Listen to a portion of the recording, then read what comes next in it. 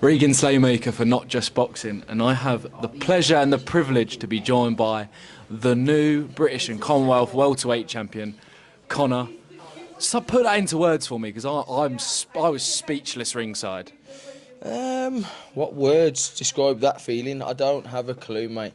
Yeah, look, there's no looking at, mate. We drilled that shot, and we knew, do you know, like, we was working the body, and I knew at some point I kept hearing him, do you know, like, at some point he's got to drop them hands. And he come out fast in the first, and then he boxed my fucking head off for the whole fight, I'm not going to lie. But look, that's why no one wanted to fight him. But I knew that I'm a dog, man. I can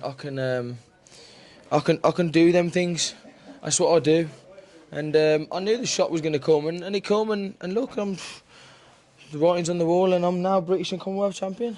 Definitely, like in your own words there, you said he was boxing your ears off at times. But was it always in your mind? It was a matter of time, like you said before you landed that shot. Was it always a matter of time? You look, you know, you always questioning yourself.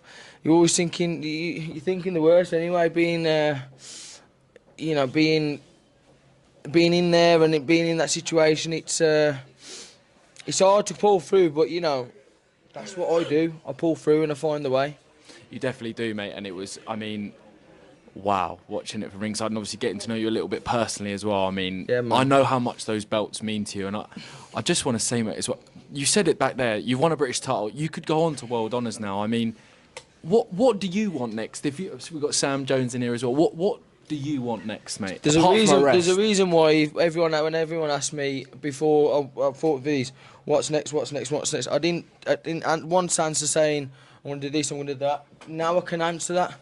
I want the biggest fights and the biggest opportunities. I'd love to. Obviously, every man and his dog's chasing the Saudi money. Of course, I'd love to get on a massive shot of that.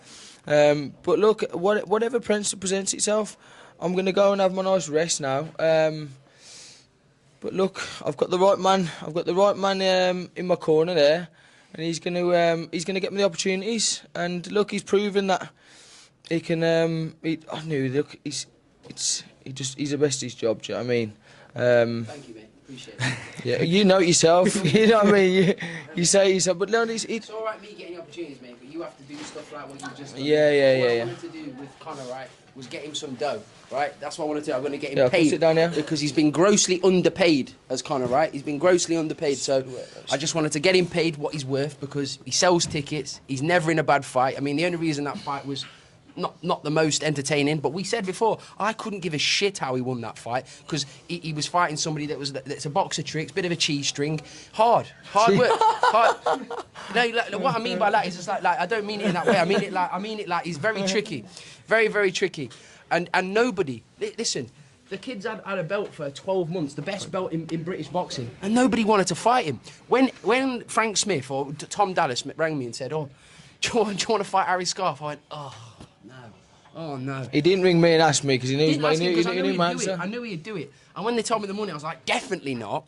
And then the money kept getting better and better and better. And then I told Conah with the final number, and he was like, fucking dead right. Fucking dead right. But ultimately, he was never going to win the early rounds, Conah. He was never going to win the early rounds. And you can't say, oh yeah, we went exactly to plan. But Conah is, like he said there, he's a fucking dog.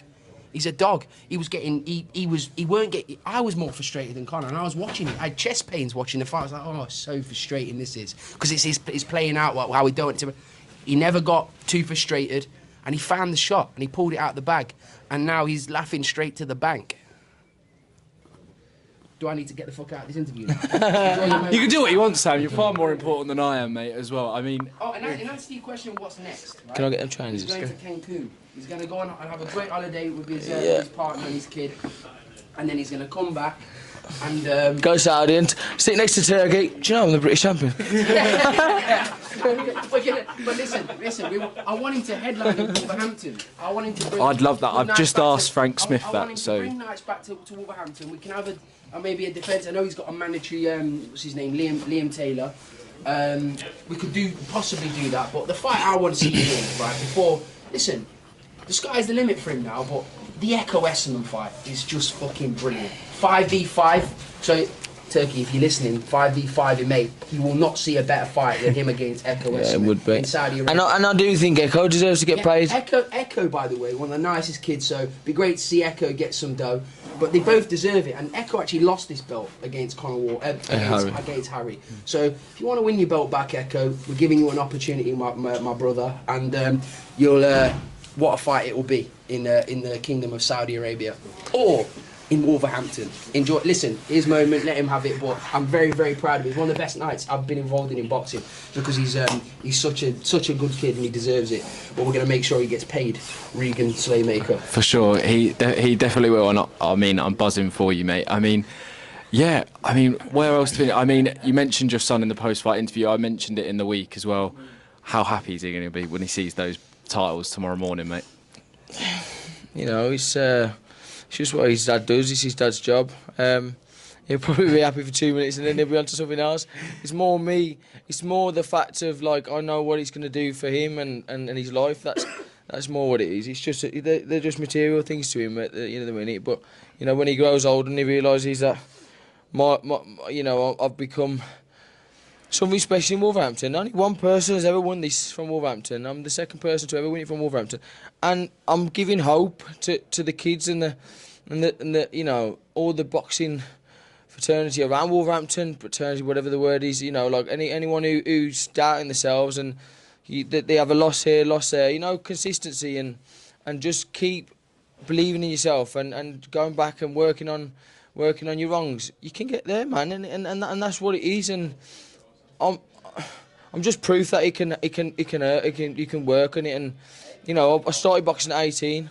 I was a trouble kid, and it saved my life. And look now, and you know, I want to obviously give props to my missus who does the camps with me. You know, she does it with me. You know, and my team, my sponsors, my supporters. You know, like I'm in there doing it in the ring, but there's a whole other world around it. Do you know what I mean? It definitely is. Making history. Boxing saved your life, and now you're British and Commonwealth welterweight champion, Conah Walker. Congratulations, mate. I'll leave it there. Cheers.